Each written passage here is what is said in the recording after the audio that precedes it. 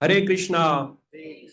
Thank you everyone. Thank you for joining with us for this very, very special Sunday Feast program today. We have with us, we are blessed to have with us His Holiness Radhanath Swami Maharaj.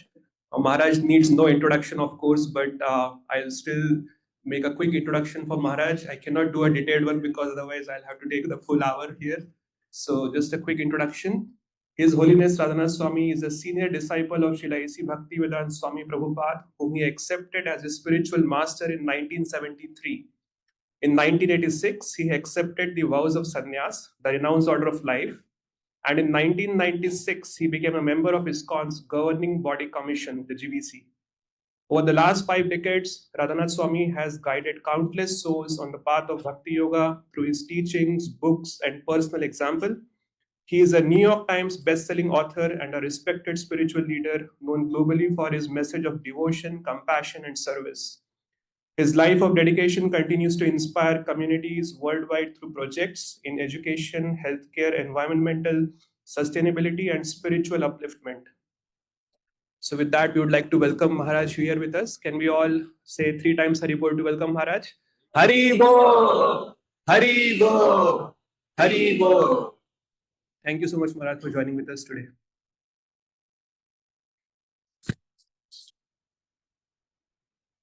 Om Yan Timidandasya Gyananjana Chalakaya Chakshurun Milidam Jena Asmai Sri Gurave Namaha Nama Om Vishnupadaya Krishna Tishtaya Bhutale Srimate Bhaktivedanta Swami Iti Namine Namaste Saraswati Deve Gauravani Bracharine Nirvishesha Shunyavadi Paschatyade Shatarine Vanshakalpatarubhyascha Kripa Sindhubhya Evacha Patithanam Bhavanibhyo Vaishnavebhyo Namo Namaha Sri Krishna Chaitanya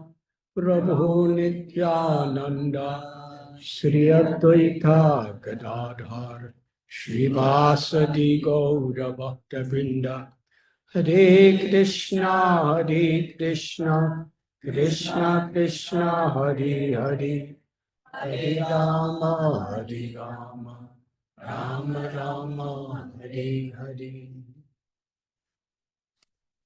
Hare Krishna.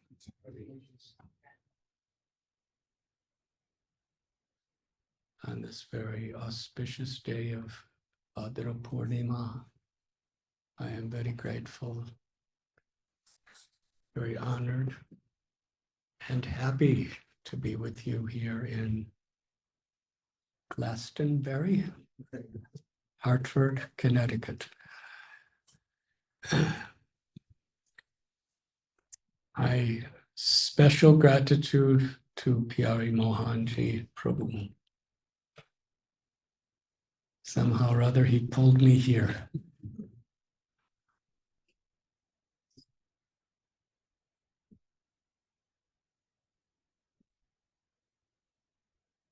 Pyari Mohan Prabhu and Jiva Devi, they have been here, I believe, as the longest standing temple president in America.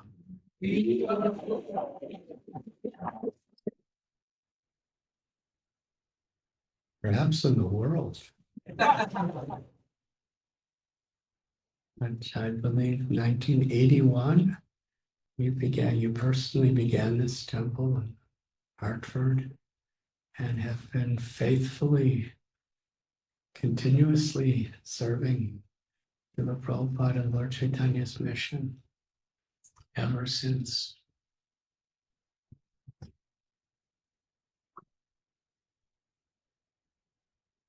Such dedication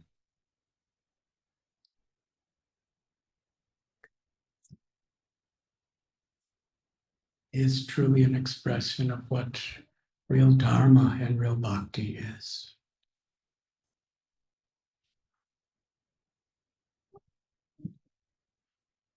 I recently heard a recording of our beloved Guru Srila Prabhupada, and he was expressing how deeply valuable and appreciated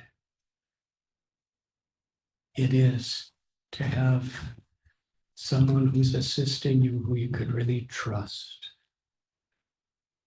And Pyari Mohan Prabhu and Jiva Devi are two devotees that whoever really knows them deeply trusts them because they just have no ulterior motives. They're just trying to do the best that they can in the service of the Lord. So when Pyari Mohan Prabhu invites me, however much I struggle to resist, I have to come here. Thank you so very much. Very grateful.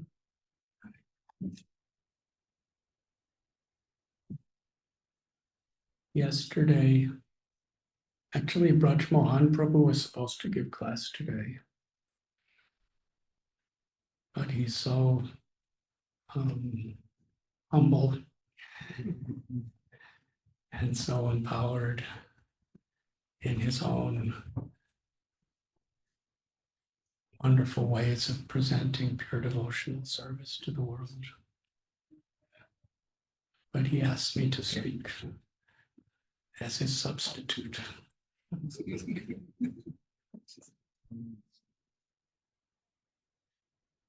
And coming up the stairs a few minutes ago, I asked him, it's supposed to be your class.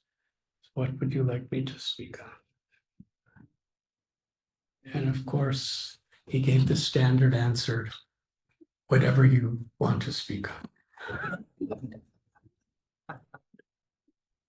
But then he said, yesterday was the disappearance day of Haridas Thakur. Actually, the last several days, so many holy occasions. Vamana Dwadasi, the appearance day of the supreme absolute truth, the personality of Godhead, the one God of all spiritual and material worlds. He descended in this world in the form of a little dwarf named Vamanadeva. And such a beautiful pastime from Srimad Bhagavatam it explains. And the next day was the appearance day of one of the greatest saints or acharyas throughout history, Bhaktivinoda Thakur.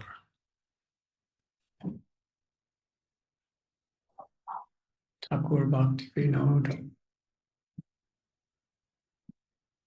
He was a saint who exhibited to the world for all time to come how by performing our duties and raising a family in Krishna consciousness, one can change the world. He married a very great saintly lady named Bhagavati, and they lived in Bengal, India. In the middle part of the 19th century, he was born during the British regime of India.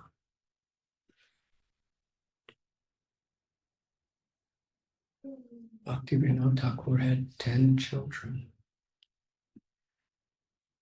And he had a job as a High Court justice in the British court system. And he was so exemplary and so respected in every way. Professionally, socially, as a most kind and loving human being, and transcendentally To this day, he's still inspiring millions and millions of people in love of God. He wrote dozens of books, hundreds and hundreds of songs.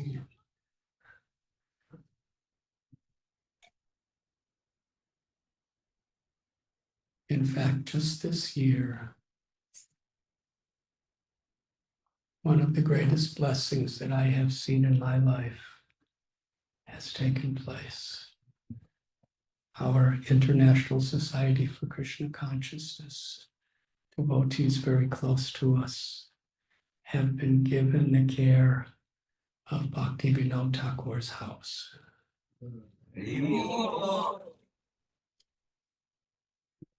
In Calcutta. He built that house himself.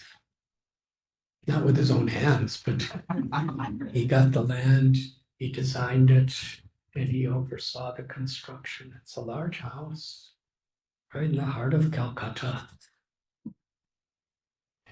And in that house, he established his first printing press.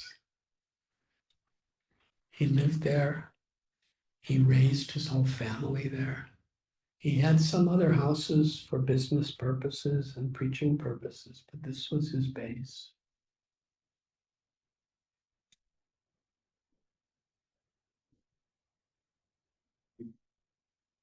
While he was stationed in Jagannath Puri, he was praying to Lord Chaitanya that please send one of your own personal associates to help to spread this mission of prema bhakti, love of God in this world, this very troubled world.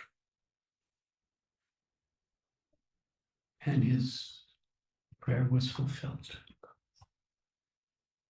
Born from Bhagavati and Bhaktivinoda Thakur was Srila Bhakti Siddhanta Saraswati Thakur Prabhupada, who was then named Bimala Prasad. And most of Srila Bhakti Siddhanta Saraswati Thakur Prabhupada's childhood, he grew up in this house, Bhakti Bhavan in Calcutta. And the original Kurma Shila is still there, a Shalagram Shila that Bhaktivinoda Thakur discovered when he was breaking the ground of that house. And he gave that deity of Kurma in the Shiva form to his son, Bhaktisiddhanta Saraswati Thakur, to worship when he was very small. And Bhaktivinoda Thakur's guru, Jagannath Das Babaji Maharaj, he was living at Surya Kund in Vrindavan, and he would come to Mayapur and spend time in Mayapur, between Vrindavan and Mayapur. And on the way, he always stopped to stay at Bhaktivinoda Thakur's house. So even today, it's there. If you go to Calcutta, is the Bhajan Kutir of Jagannath Das Babaji. And one year he brought a Govardhan Shila as a gift to Bhaktivinoda Thakur. That Govardhan Shila is still there in the temple room of that house. And so many others. It's like the house was in very ill repair, but the family gave it to our devotees. And they're now doing a marathon to renovate it. And it's like an excavation because they keep finding incredible artifacts and sacred property of Bhaktivinoda. From that house, Thakur Bhaktivinoda wrote a book, Sri Chaitanya, His Life and Teachings. And he wrote it in English. He wrote books in Sanskrit, in Bengali, but he wrote this book in English. And from Bhakti Bhavan in Calcutta, he sent it to universities in various parts of the world.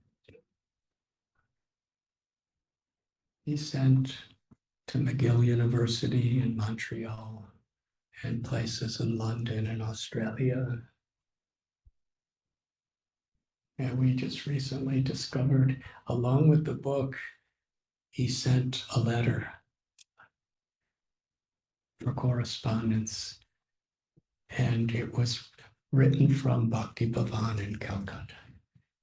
It was written there, it was published there, and it was sent from there.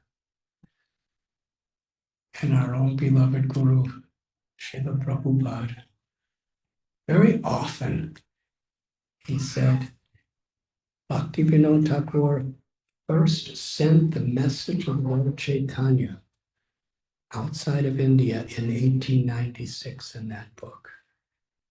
And Srila Prabhupada was born in 1896. So he made that connection because he was born to fulfill that purpose, to spread the message of Lord Chaitanya, of pure Krishna consciousness throughout the world. So the history of Bhakti-Bhavan is incredible. Bhaktivinoda Thakur was, for decades, he would be meeting scholars, social activists, heads of government,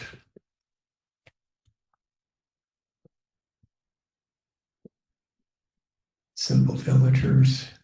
He would meet them in the Bhakti-Bhavan. And his bed is still there, the bed where he left his body from Bhakti-Bhavan. And his good wife, Bhagavati, also left her body there. So this is a very holy place for all of us. And just a few days ago was his appearance day, so we're remembering Bhaktivinoda Thakur with such gratitude. In every Iskcon temple throughout the world, and thousands of temples in India, every day the songs, the prayers of Bhaktivinoda are sung. Yes, he taught one can be a fully enlightened saint, even performing one's duties in this world and raising a family.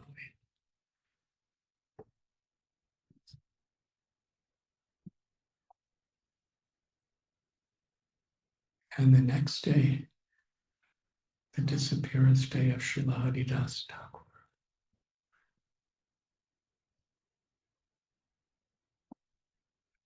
Lord Chaitanya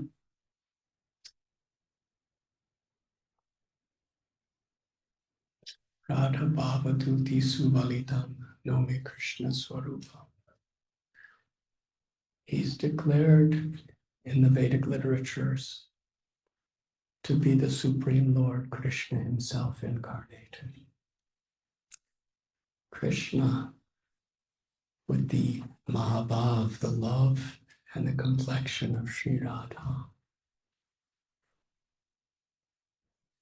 Lord Chaitanya is described by Srila Prabhupada in a very special way. Our Guru Srila Prabhupada, before coming to the West, he wanted to translate the essence, the culmination of all the Vedic literatures to present to us, the Srimad Bhagavatam. It's 12 cantos or 12 books, and he wanted to complete the first canto in 3 volumes before coming to America. And it's very interesting because Lord Chaitanya, in his introduction, before the verses of Srimad Bhagavatam, Srila Prabhupada writes a brief summary of the life of Lord Chaitanya. Because he said Lord Chaitanya, his life and teachings personified the Srimad Bhagavatam.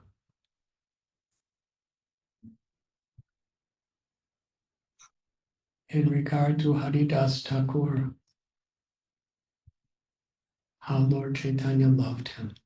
on his disappearance day, Lord Chaitanya was crying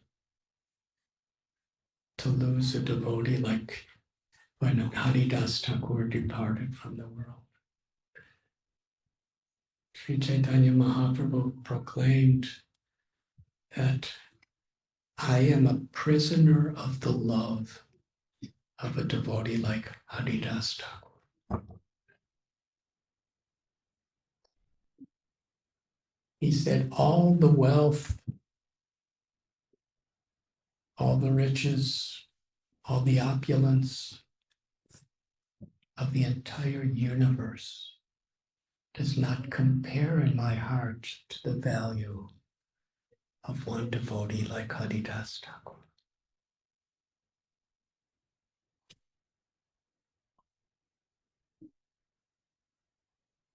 Haridas Thakur was declared by Lord Chaitanya to be the Nam Acharya. That means the Guru, who for all time to come is the exemplary teacher of how to chant the holy names of God. Kali Kale Namarupe Krishna. In this age of Kali, Krishna, God descends within the sound vibration of the holy names. It is the Yuga Dharma. The Kali Santarana Upanishad explains that this Hare Krishna mantra, Hare Krishna, Krishna Krishna, Hare Hare, Hare Rama, Rama Rama, Hare Hare, is the most powerful medicine to cure the ills that are the cause of all sufferings in this age. Kolokera Premadana Harinam Sankirtan. This process of chanting the names of God is descending from the spiritual world of Goloka, the highest realm of spiritual world. It is the most powerful and the most accessible of all processes of Dharma or religion, meditation in this age. This is declared in the scriptures. Haranama, Haranama, Haranameva Kevalam, Kalona Steva, Nasteva, Nasteva, Gatiranyata.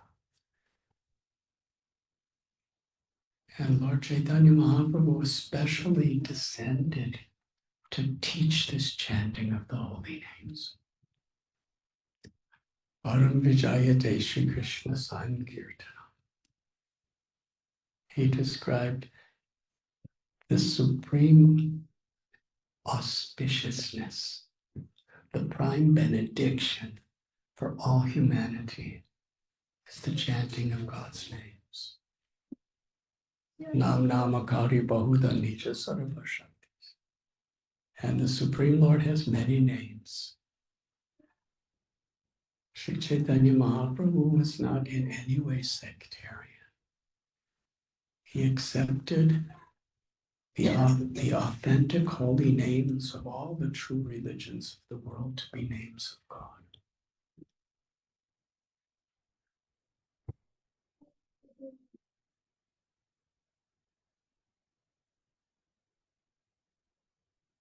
Lord Chaitanya selected Haridas to be the Acharya.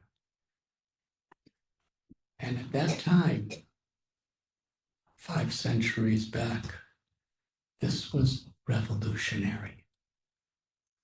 Because Haridas Thakur, by social interpretation,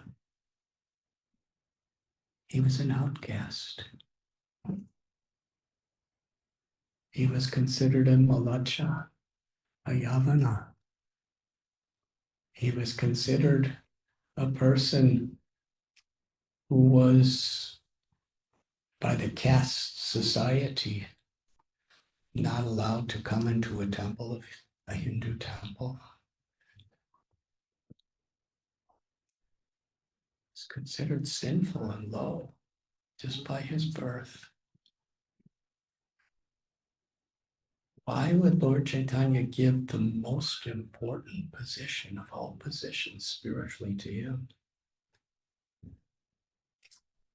Because Sri Chaitanya Mahaprabhu wanted to break through these conceptions based on bodily concept. The very basis of Bhagavad Gita, the foundation on which all the teachings are built upon, is you are not this body. Dehanosmin yatha dehe, najayate mriyate va kadachit. The soul is eternal, beyond birth, beyond death. This body is always changing.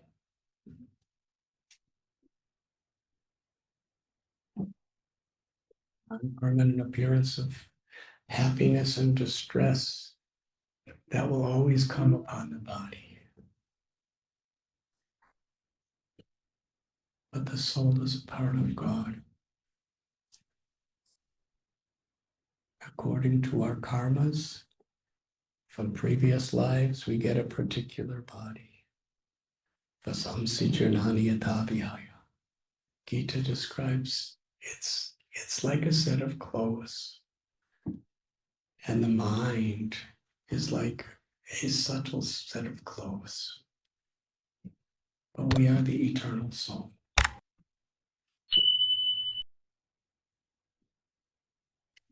And wherever there's a soul who's living with the character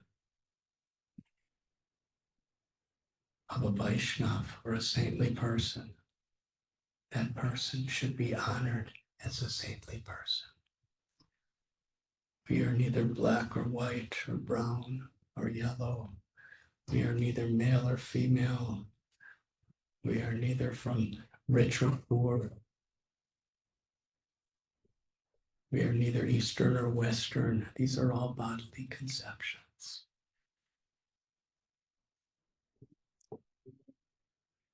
Bhaktivinoda Thakur wrote one beautiful book, Jaiva Dharma, the religion of the soul. There are so many isms.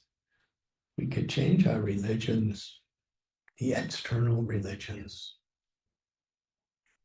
But actually, the essence of all of these religions is to bring us to Jaiva Dharma, Sanatana Dharma, the nature of the soul.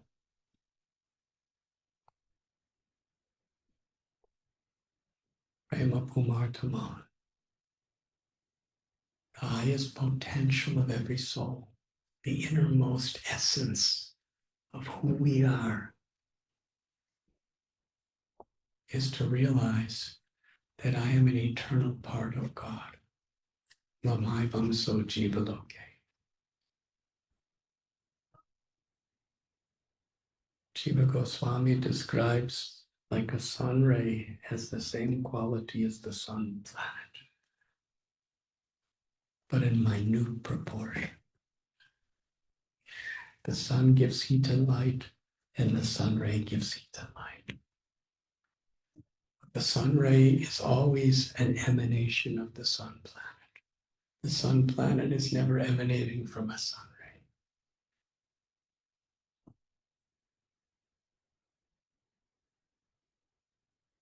ray. In this way, the soul is pure and eternal, but always subordinate to the Supreme Soul.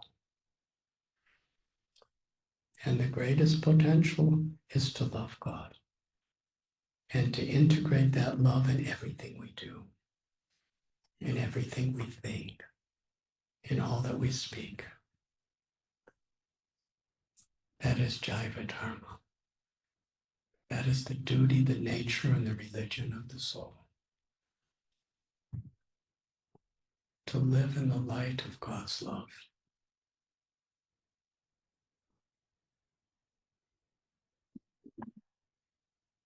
And in this age of Kali Yuga,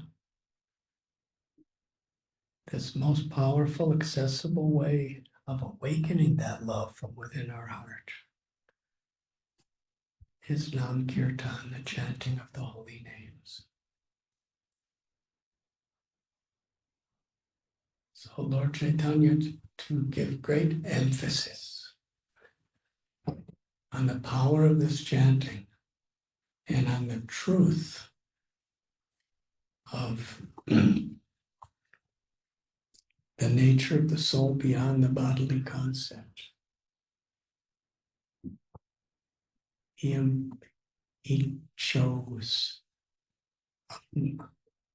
And coming to Lord Chaitanya were among the greatest saints and sages and avatars that this world has ever seen.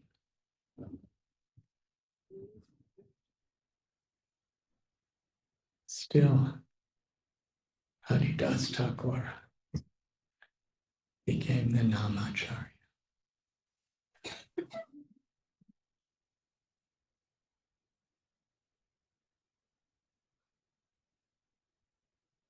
When he was living in Shantipur with Advaitacharya close by, the two of them seeing into the future of this age and seeing the current events of so much conflict, so much greed, arrogance, envy, so much pollution, so much degradation and exploitation in the world. They saw it then and they saw what was going to come into what we're living today and the future. And they were praying for Krishna to come to establish this kirtan movement.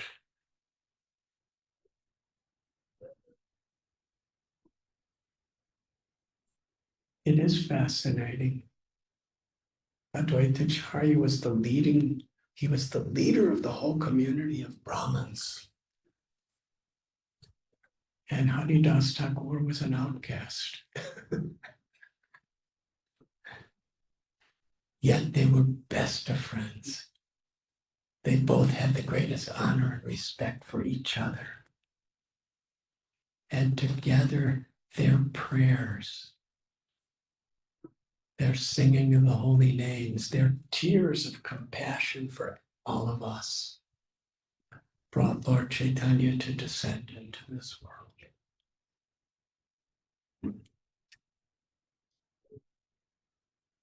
Among ordinary people, Haridas Thakur, there are so many biographies and descriptions, Chaitanya Bhagavad, Chaitanya Charitamrita, and other such scriptures. Most stories about Haridas was how he was being persecuted because of his low caste and his compassion and his humility. People were always trying to condemn him and take advantage of him.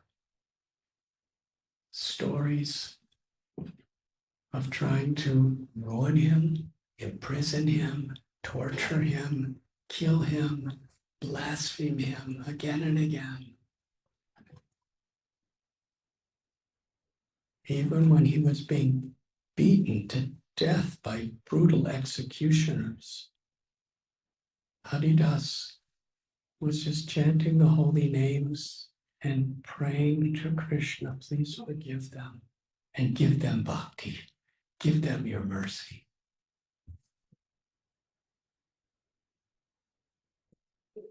And they just couldn't kill him. He was like, he is compared to Prahlad, because he was always seeking shelter of the Lord's mercy. Lord Chaitanya taught him special verse, which is foundational to actual devotion. Trinada Visunichina, Tarori Vaseshnana, Amanina Manadena Kirtaniya Sadhari. One should be more humble than a blade of grass, more tolerant and forgiving than a tree, eager to offer all respect to others and to expect no respect for oneself. Only in this state of consciousness can one chant the names of the Lord constantly.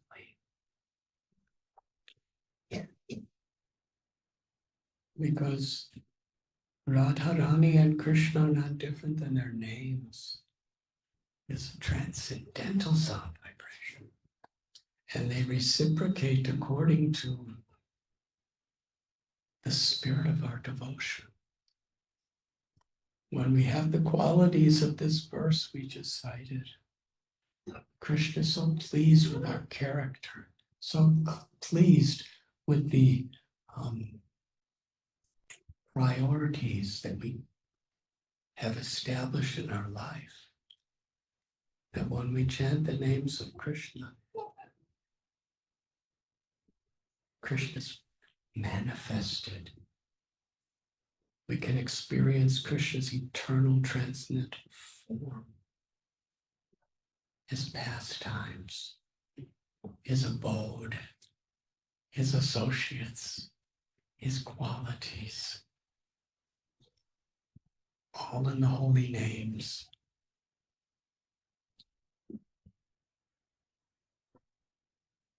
Haridas Thakur personified this in every way. There's a place in Bangladesh of today.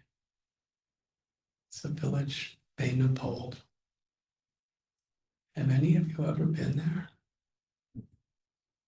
Years ago, I went there with His Holiness Radhanath Swami Maharaj and a few brahmacharis. That is where he was just humbly living in a little forest. He had a tulsi plant growing in front of him, and he just chanted day and night. He would chant at least 195 rounds every day. 300,000 names a day. And one very aristocratic person, the Hindu faith, Ramchandra was his name. He was envious of Haridas because Haridas was an outcast. He should not be seen. He should not be heard from. What does he know about the Vedas? But yet Haridas was so pure and so compassionate and so humble and so enlightened that people were coming to take guidance from him. And this was intolerable. This was intolerable to many.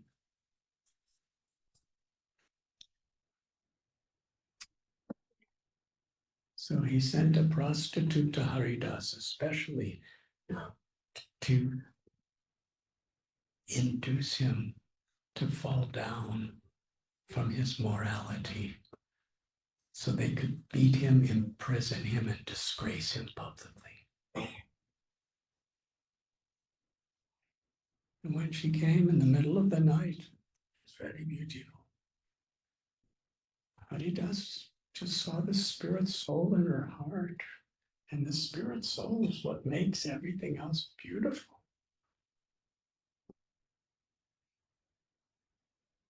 Not many people are attracted to dead corpses, whatever they looked like before they died. But yet, without the soul, all the body is a dead corpse. It's the soul that gives life, beauty to the body. because the soul's part of Krishna, and Krishna is all attractive. The soul is beautiful. And you are a soul. Nothing this world, neither time, old age, neither whatever your body may be beautiful now, but it won't last. It may not be, but that won't last either. What is real beauty? The beauty of the soul. It's part of God. Haridas is seeing the beauty of the soul. And when you recognize the beauty of the soul in another person, you can't be envious.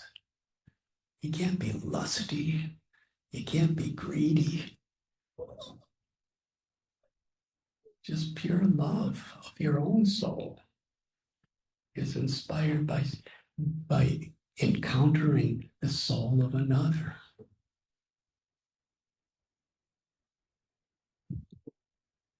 So Haridas, she came, was making so many proposals. He said, I will satisfy all of your desires, but I haven't completed my chanting. So please wait, and after I complete my chanting, I will satisfy your desires. What he didn't tell her is Kirtaniya Sadhari. He never finishes his chanting because he's always chanting.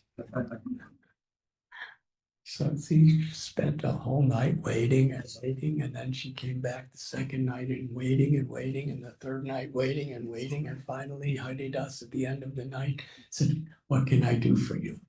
And she said, let me be your disciple. I want to chant the holy names. Please initiate me into this chanting. I've lost all my material desires. Ramchandra sent me here to destroy you, and I came to destroy you, and now I just want to follow you. Haridas said, I know that Ramchandra sent you to destroy me. I was going to leave.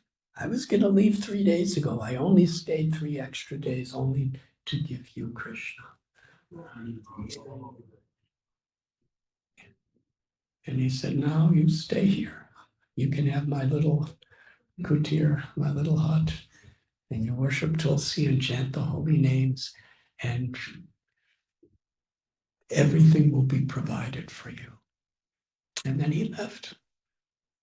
And seeing that such a notorious prostitute like her, I mean, she was really become a saint, a pure devotee of the Lord. Haridas Thakur became even more famous. But then even more people wanted to destroy him. The ways of the world.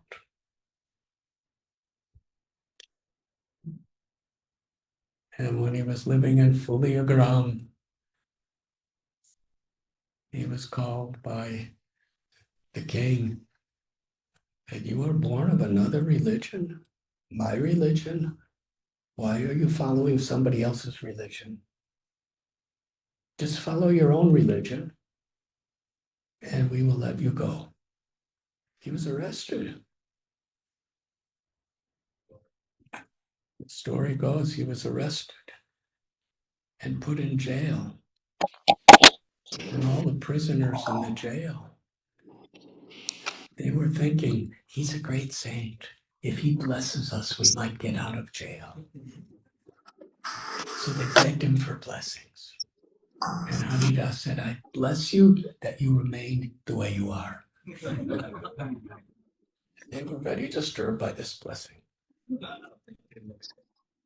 They didn't say anything. They just looked really sad. And Haridas laughed. He said, actually, I'm giving you a good blessing. He said, right now you are looking at a person seeking God's blessings.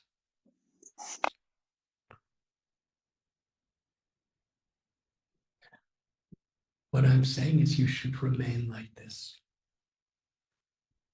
The whole world is more or less a prison. We're imprisoned by time. Can you escape old age, disease, and death?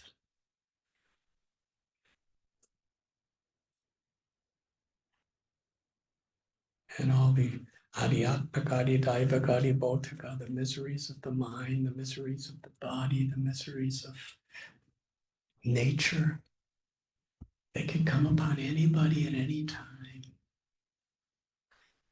But when we're truly seeking the blessings of saintly people, and we're truly willing to follow, that is the means by which the ultimate liberation of love for Krishna is accessible. Haridas said, very soon you will be free from prison, but always remain in this state you're in today, seeking the essence of bhakti.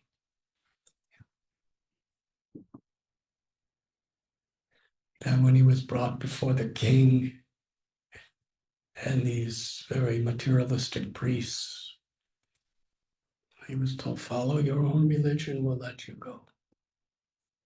But if you do this, what you're doing, talking about Krishna and bhakti and Vedas,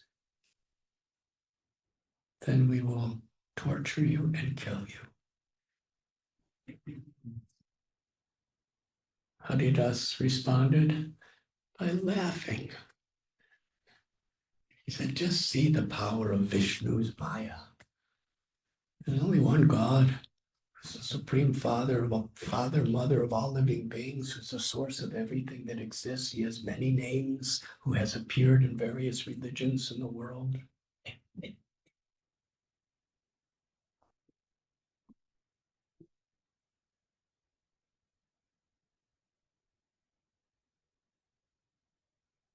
He said, by God's grace, he has attracted me to his form of Krishna. And in my love for Krishna, I cannot stop chanting his holy names. I cannot stop sharing his mercy with others. If you cut my body into 10,000 pieces, every one of those little pieces will be chanting Hare Krishna. You can do whatever you like with me. So they said, beat him till he's dead.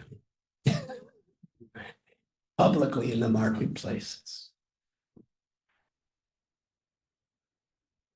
But they could. The whole time Haridas was just praying, please forgive these executioners and give them love of God. Please, Krishna.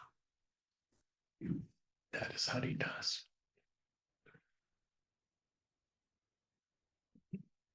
And when Haridas Thakur was living later in Jagannath Puri, close to Lord Chaitanya, Haridas was not allowed in the temple because he was from another, because he had no caste. But Lord Chaitanya, who is Jagannath himself, would go into the temple every day for several hours, and every day he would get wonderful basket of mahaprasad, food and garlands and other such sacred items. And he would come to the little garden where Haridas Thakur was living. In fact, Lord Chaitanya gave him that little garden, Sitapakula. And Srila Prabhupada, he would love to explain that Haridas was not allowed in Lord Jagannath's temple. But every day in the form of Lord Chaitanya, Lord Jagannath came out of his temple specifically to give his prasad to Haridas.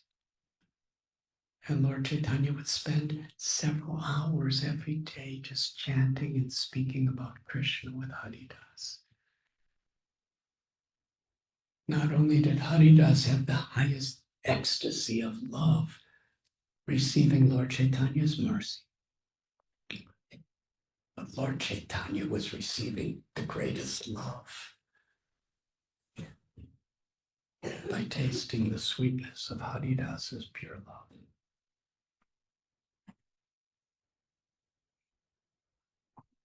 And two of the greatest acharyas, they were born in Saraswat Brahmin families, greatest scholars. They were chief, they were the prime minister and home minister of an entire kingdom. Fabulously wealthy, learned. They gave all that up so that they could completely absorb themselves in bhakti. Rupa Goswami and Sanatana Goswami. Most exalted. They wrote the most exalted literatures. They actually excavated and revealed Vrindavan to the world. Whenever Sanatana or Rupa Goswami came to Jagannath Puri, they would seek shelter of Haridas Thakur. They stayed in his little hut at Siddhavakula. They gave the utmost honor to Haridas. They would stay with him for months and months and months at a time. And Lord Chaitanya would come every day to meet them.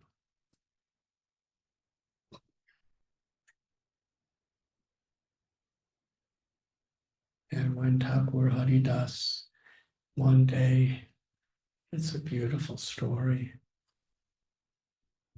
he was not eating. And Lord Chaitanya got that message. He said, "Why are you not eating?" And Haridas said,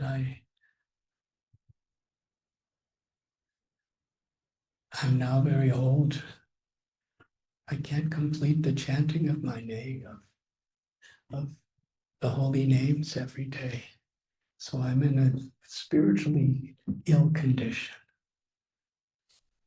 Lord Chaitanya said, now you're so old, you don't have to. You've already established this chanting throughout the whole world. Now you can reduce. And Haridas said, please hear my prayer.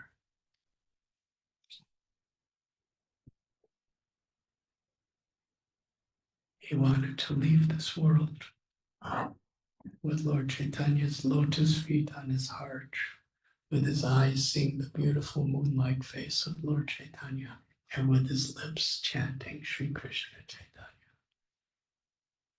Chaitanya. Lord Chaitanya, so emotional.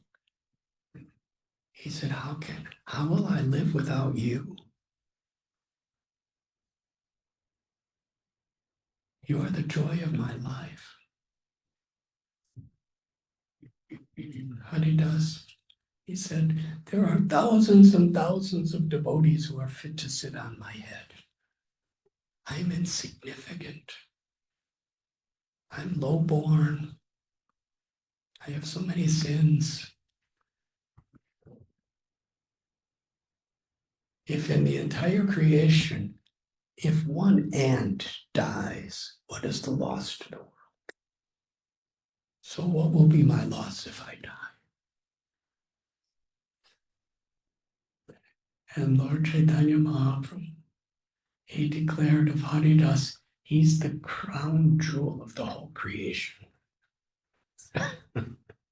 because of his love for Krishna, because of his deep humility and his devotion and his compassion.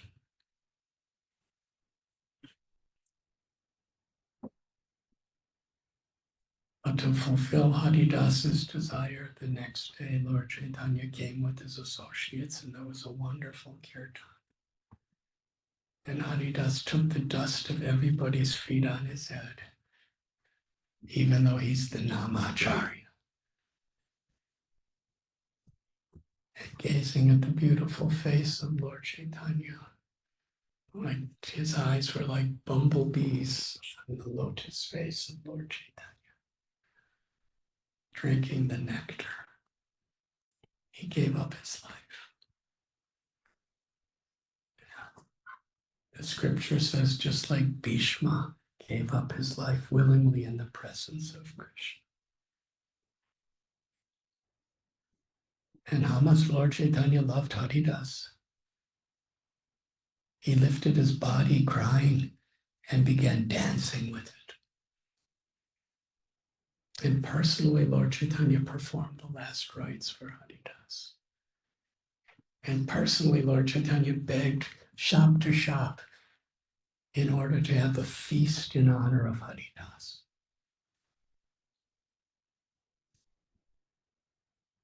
And he had everyone chanting Haridas Thakur Ki Jai.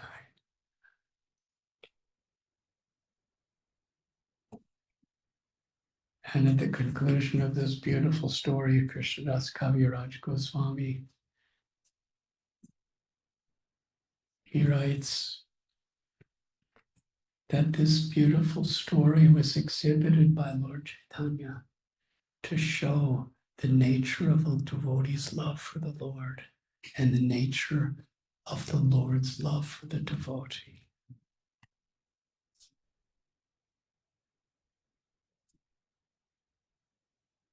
Raj Mohan, I spoke that because you told me to.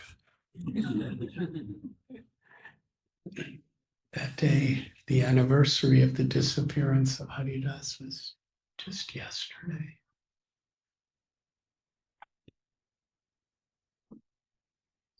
And today, Bhadra Purnima.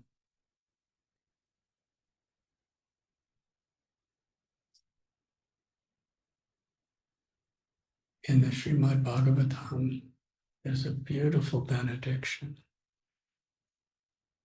that anyone who gives a gift of the Srimad Bhagavatam to another on Bhadra Purnima is supremely blessed with Krishna's mercy and Krishna's love. Our dear God brother Vaisheshika Prabhu has inspired thousands and thousands and thousands of people all over the world to give gifts of the Srimad Bhagavatam, a set of Srila Prabhupada's Srimad Bhagavatam on this day. So I encourage you, it's the most auspicious opportunity to be blessed, to get the mercy of the Lord and please the Lord by giving us a gift, the Srimad Bhagavatam. And don't think it's too late, because if you have the intention of doing it today, and then you do it tomorrow or the next day, you get benefits.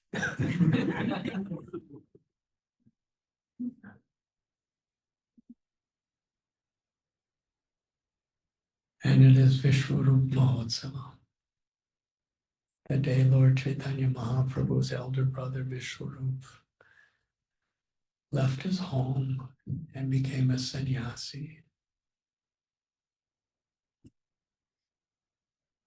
And on this day, today, Bhadra Purnima, Vishwarup Mahotsava, our beloved Guru, His Divine Grace, A.C. BhaktiVedanta Swami, accepted the order of sannyas in 1959.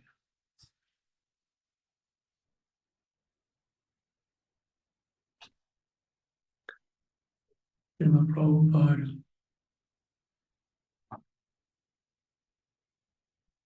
he was born in a family of pure devotees of Krishna. Yesterday in Boston, one of Srila Prabhupada's very dear assistants, servants, Shruti Kirti Prabhu, was giving a talk at the Radha Gopi Vallabha temple. And he described how someone asked Srila Prabhupada, when did you first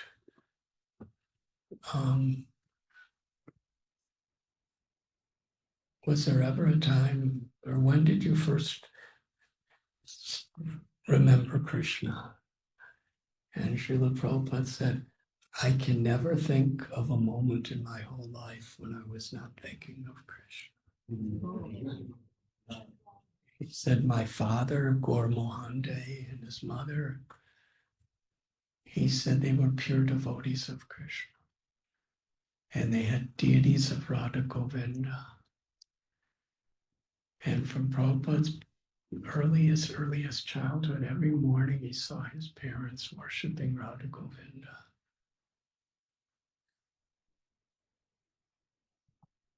With so much love. And Srila Prabhupada gave so much appreciation and credit to his parents for giving that example. They didn't push him, they didn't force him. They were just examples of pure devotees.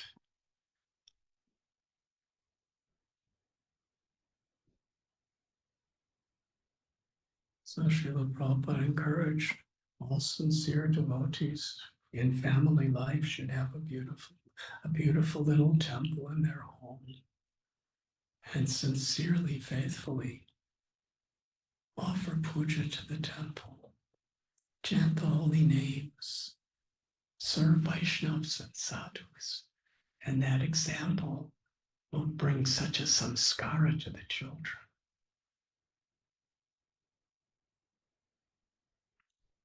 Where either immediately or gradually, the joy, the pure joy of being of Krishna consciousness is within the heart.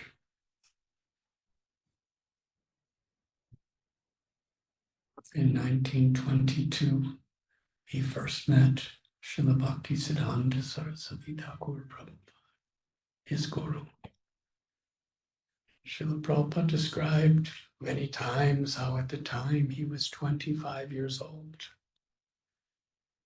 He was a very staunch follower of Mahatma Gandhi's movement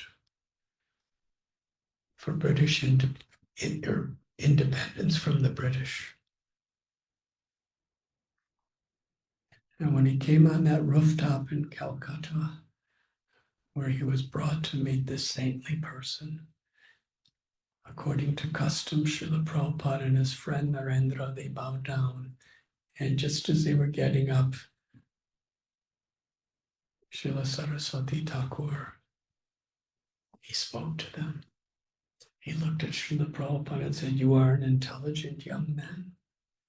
You should take the message of Lord Chaitanya and spread it all over the world in the English language. Srila Prabhupada, just a couple of years before, got married. And just a year before, had his first son. And now he's asked to take the message of Lord Chaitanya all over the world.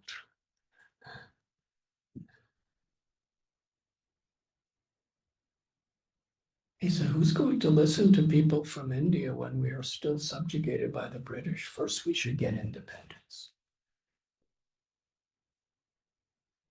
And Bhaktisiddhanta Saraswati Thakur, he stated that these political parties are always changing. Who rules, who doesn't rule in this material world is always changing. But there's one thing that is forever, eternal. That we are not this body, we are the eternal soul. And we have an eternal loving relationship with God, with Krishna. And the only true goal of life, the only real happiness for the soul is to awaken our love for Krishna. This message is urgent. It cannot wait for any external material adjustment. It's urgent. Srila Prabhupada would say, I am very happy to tell you, I was defeated by my guru. And he said, at that moment on that rooftop, he accepted his guru. He accepted Bhaktisiddhanta Saraswati Thakur as his eternal father and spiritual master. Not officially, but in his heart.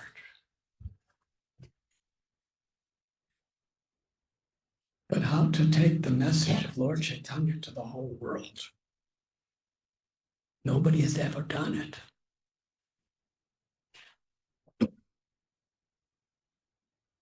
And if some of Srila Prabhupada's very elevated senior godbrothers were sent to London and Germany to try to do it, but they came back with hardly any results. But Srila Prabhupada was preparing himself. He still took care of his family with all responsibility. But along with working and raising his family, he began the Back to Godhead magazine. He would write the articles.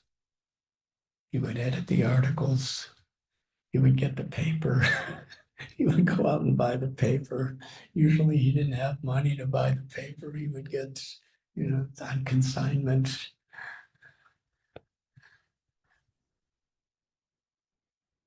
And he was the only one distributing those Back to Godhead magazines.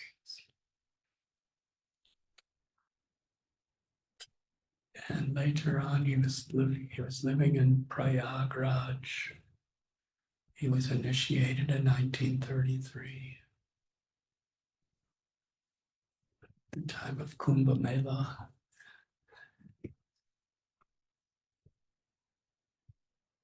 And Srila Prabhupada would get recurring dreams of his guru, telling him, you should take sannyas and spread this message all over the world. And when he got older, he very responsibly, he retired from his family life and he started living in Jhansi and then Vrindavan.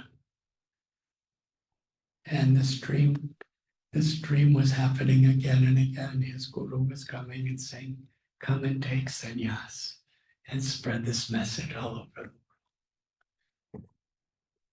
And Srila Prabhupada, he told us he would think, how horrible to leave everything else.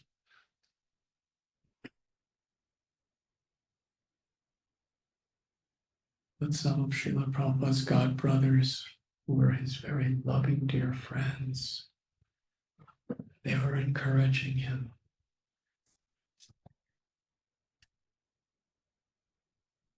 And the anniversary of today, the full moon of the month of Bhadra, Srila Prabhupada in the Keshava Gaudiya Math in Mathura, he accepted sannyas. Not for his own liberation, for our liberation.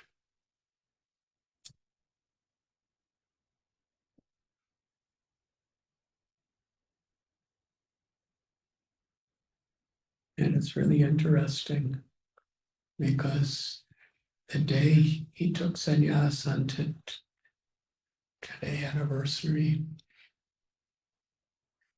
everyone in that temple room was either Bengali or Hindi speaking Brijbasis. And all the ceremony was in Sanskrit and Hindi and Brijbas. And all the talks were. And after Srila Prabhupada took sannyas, he was given the name A.C. BhaktiVidanta Swami. He was asked to speak, and he gave his lecture in English, even though there was hardly anybody there that knew English, because that's why he took sannyas, to teach Lord Chaitanya's message in the English language. That was the order of his Guru Maharaj. And he had no money, nothing, no means. He was just staying in a little room at one time at Bamsi Gopal. And now, when he took sannyas, he had little rooms in Radha Damodar temple. And day and night, he was praying for mercy, empowerment, day and night he was translating and taking the commentaries of all the great acharyas and distilling them into his own purports with his realizations.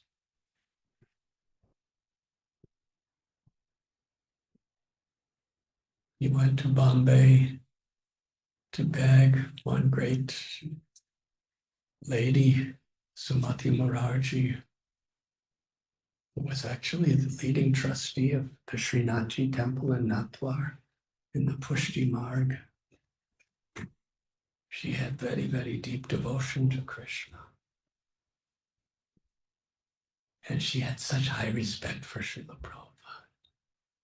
He said, you are owning a navigation company with cargo ships. Give me a free passage to New York City. She said, no, I will not do this.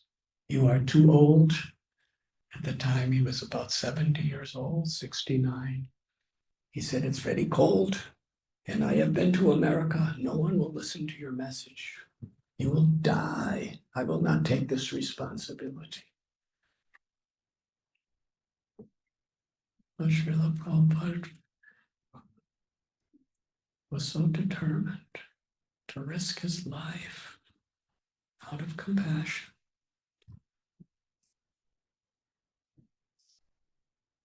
After being refused again and again and again, he sat on the steps of her office and wouldn't leave until he got a ticket.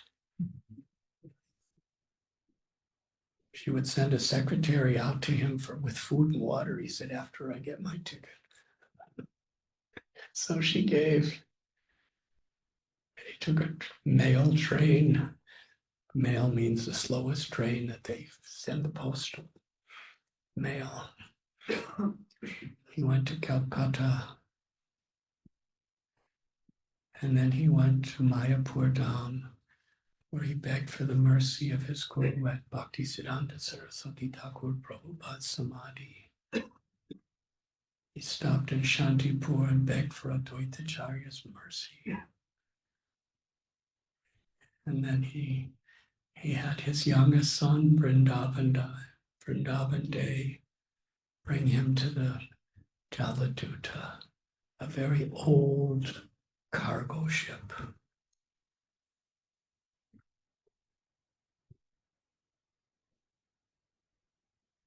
I spoke with Vrindavan Chandra Day about that many times, actually.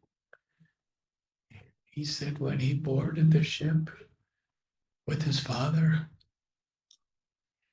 there was a delay in it starting its voyage. So he sat there in this little simple room. It wasn't a passenger ship, so there was really no place for passengers. It's a cargo ship. Everyone was just bringing huge crates and boxes. Sailors.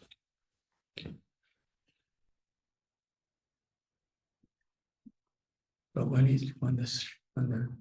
the horn blew and the ship was starting to move, he had to leave, and he said, I knew I'll never see my father again. He will never survive. He cried, took dust from his father's feet. Srila Prabhupada embraced him, and the ship left the King George dockyards of Calcutta. And the ship sailed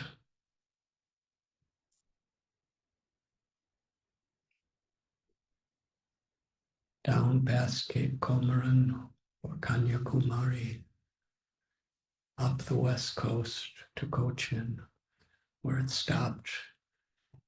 And the cases of Srila Prabhupada's Srimad Bhagavatam's boarded there. They were carried on. And his 69th birthday and Janmashtami were celebrated on the Jaladuta.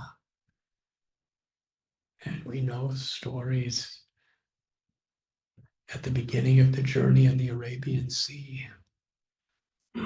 He got severe seasickness, and then he had 2 devastating heart attacks. No medical aid. But he was grateful because he was given the opportunity to endure whatever may come to fulfill the desire of his Guru Maharaj as a messenger of Lord Chaitanya's compassion. What an honor. And after about 36 days, or 37 days actually, the Jaladuta stopped in Boston.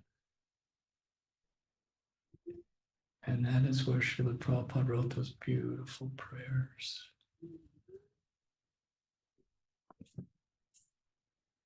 And that's where he first touched his lotus feet upon the soils of America. And he boarded the ship again, and on the 38th day it arrived in New York City, in a harbor, and he came off the Jaladuta. He didn't know anyone, he didn't have anything, but he had the beautiful instructions of his Guru. He had the Srimad Bhagavatam, and he had the holy name of Krishna.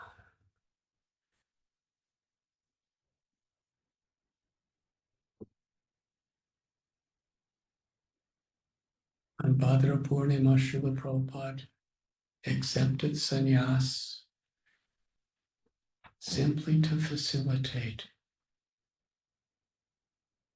his giving to all of us and to the whole world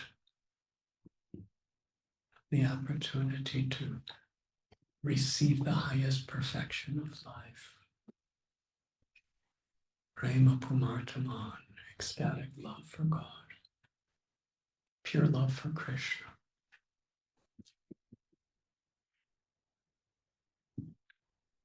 So this is a special day to remember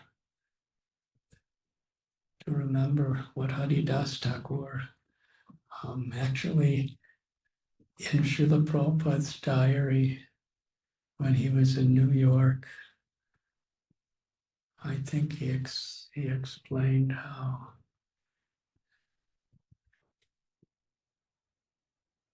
he was invited to someone's apartment and he played a tape of himself chanting Hare Krishna, and there was like 5 people that came, and he wrote in his diary, they liked it. He said they liked it. So now I know Haridas Thakur's prediction will be fulfilled.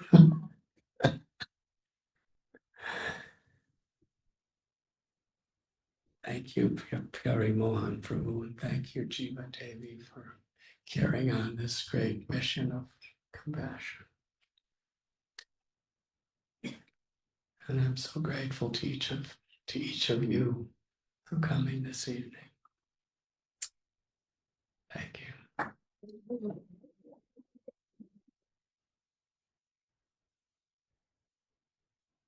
Holiness, Radhanath Swami Maharaj ki.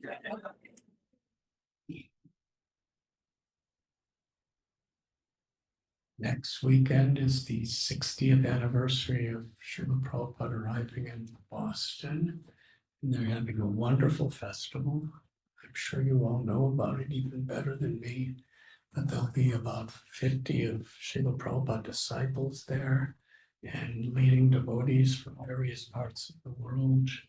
And we'll be sharing memories and celebrating Srila Prabhupada's arrival.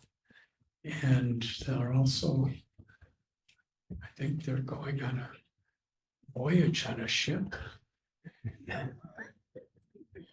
under Srila Prabhupada's voyage.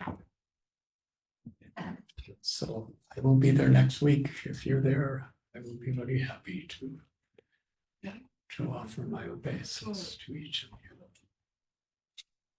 Hare Krishna.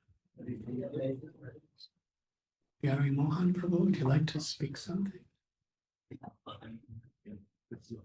I spoke before you might have a chance.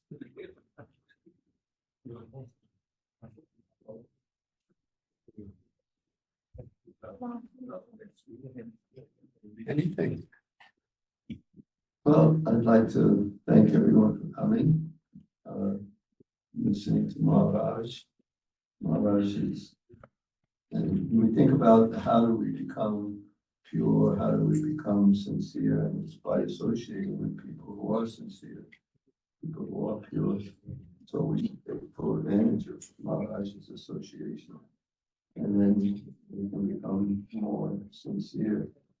I was giving a class to some actually devotees in India. I also give classes to devotees in India. I don't think I get that.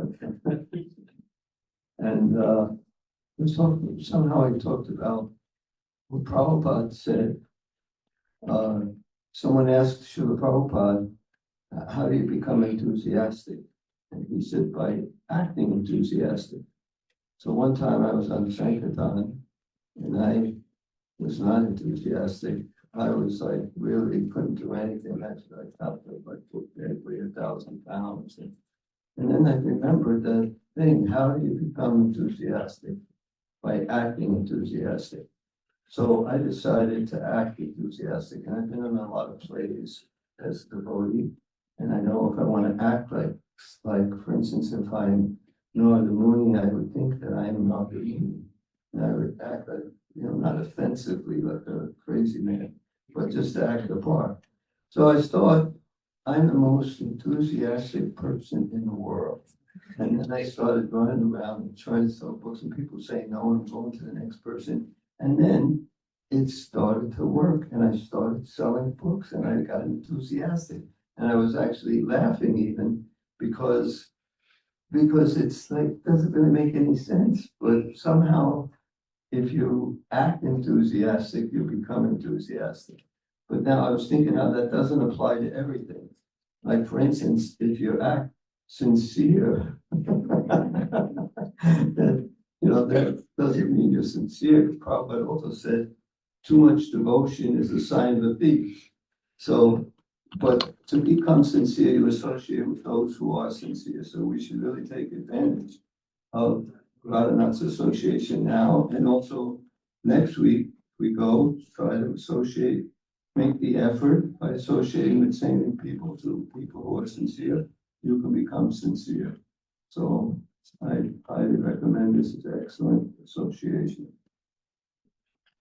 Thank you, and hopefully next week. Hare Krishna.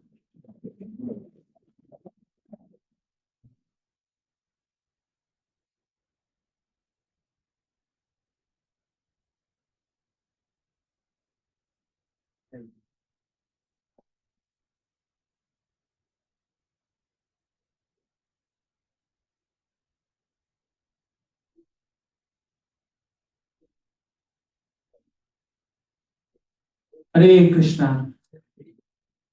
Thank you so much, Radhanath Swami Maharaj, for blessing us with your association and for a wonderful class. A loud Hari Bol for Maharaj. Hari Bol! And of course, besides Maharaj, we also have His Grace Brother Mohan Prabhu with us today. So loud Hari Bol for Prabhuji as well. Hari Bol!